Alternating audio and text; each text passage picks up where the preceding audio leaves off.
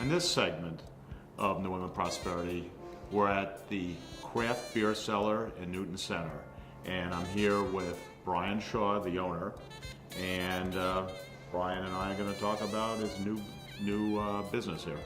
So Brian, the Craft Beer Cellar, a little background, how long has the company been in business, how many stores are there, and sort of the philosophy of the company. Sure.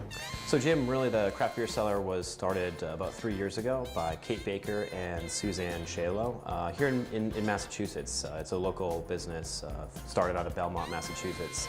The philosophy behind what we do is to focus on great beer, amazing beer, that is defined as craft from the Brewers Association in Colorado.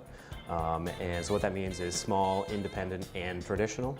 And really what we want to do is also give you a great experience. Every time somebody comes in here, we want them to feel very happy. We want them to leave with another piece of information that they may not have had prior to walking in, just to further their own craft beer education and exploration. And Brian, what's the difference, would you say, between someone that's into craft beer versus someone who just likes beer in general? And are there differences, in your opinion, between the Budweisers and the Heinekens and maybe the Sam Adams, or I don't know if they get lumped into that group also, and then the craft beers, the ones that I know are local beers like Magic Hat or something like that. I don't know, Harpoon. What would you say that the main differences are between those people and the beers they drink? Well, Jim, actually, to be honest, I think that everybody is into craft beer. Maybe they just don't know it yet. I talked in the previous question about the definition of what makes craft beer craft. And a big piece of that is traditional. What that means is an all malt flagship. They're using quality ingredients, and really the hallmark to me of craft beer in America anyways is people who are so passionate about beer that they're pouring their hearts into it. It's quality ingredients, flavorful beer, and what's not to like about that? So to answer the second question, what are the differences between some of the bigger guys, some of the smaller guys? Size does play into it. It's also about the methodology, about how they do business. Actually Magic Hat, for example, it actually isn't a craft beer. They're owned by a conglomerate, and I believe the name of the conglomerate is Florida Light and Power.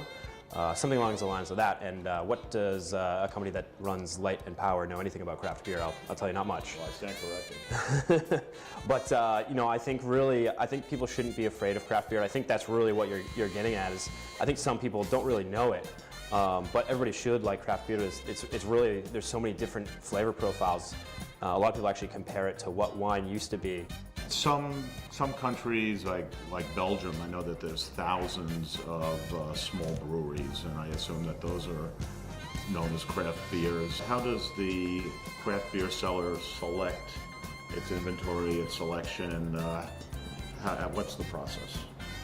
What really is the first line of being able to decide what we have is what is available in any given state. So internationally, for example, there are those thousands of breweries that are amazing, making amazing products, maybe artisanal in nature, but only really a small selection of them are coming over to America, and even a smaller selection of that is available in any given state, particularly here in Massachusetts. So we start with what is available here in the state, and then we kind of evaluate from there. What are we latching onto in terms of the breweries and how they're making their products, what's good beer, and we're evaluating it and really trying to research every beer that we have in here in store. And really tasting is definitely a big part of that, and making sure that they fall into line with who we're trying to carry and what we're trying to carry here in the store. Brian, does your franchisor decide what beers you carry, or do you decide, or do your clientele tell you what they want you to carry? It's a little bit of both, or all three rather. We receive a lot of input from our family brand, which is kind of how we like to prefer to call it is a family brand, or a family of stores rather. Because we're all collaborating, we're all talking, every single one of us. It's not like any other sort of franchise you may have seen elsewhere. They do play a very important role in us figuring out what we should be having here in stock, That way there's some crossover between some of the stores. We're also allowed to pick anything that kind of falls into our defined beers and categories and breweries. And our customers too, we take a special request book for specialty beers that are really hard to get or we don't currently have in stock. You're at 1243 Center Street. What was the decision-making process of picking this location? Was it the demographics in Newton Center, or was it something else? It was a few different things. Definitely demographics. This is a great street here in the center. Also, we feel there's a lot of beer geeks in Newton. A lot of people who just love beer and are passionate about beer and really want to try new beer. The other thing is really the location here is really special to me. I've lived in or around Newton for probably the last 12 years, so it plays a really close role to my heart. Something that I've loved this area for a very long time, and I think there's this great growth happening in Newton Center, and we are very, very excited to be a part of that. Are there other alcoholic beverages that you carry, and do you cater to home brewers as well? We have wine. It's probably our biggest other item. We've got some amazing wines here, and some nice ones that are well priced. We also have kombucha, sake, mead, cider, in addition to the 1,000+ different beers that we have here in store. So there's a great selection for people that may not consider themselves beer drinkers, or people who want to also have some other items for the rest of their family or their friends or for their table. Also, the other question was the homebrewers. Yes, we don't, not in the sense of supply. We do cater to homebrewers in the support and the level of support that we're giving them. We actually act as a sounding board and a resource for them to really bring the products in for them to have us test and give them feedback. We're also frequently a drop-off location for homebrew competitions. And we do have a little bit of equipment, but it's very few and far between. It's really the level of support we're giving them and providing them an outlet to find other like-minded beer geeks and people who are educated. Level 1 Cicerone, we have beer judges certified staff members here as well to give their feedback and really let them know what they think of their brews. So do your employees know about all the beers that are here pretty much, and which ones would go with the best foods? Let's say someone was having seafood this evening, which beers would go best with say lobster and crab cakes? The staff here is actually super educated, I would say. That's a great word. Everyone is involved in the beer community in one way or another, whether that's volunteering or that's home brewing. We actually have an actual brewer that works for a brewery here in the state that works here. It's really our passion, and so we pursue it and we pursue our education. But to put it on a piece of paper, we are all level 1 Cicerone certified, and so we do know all the beer that's in the store.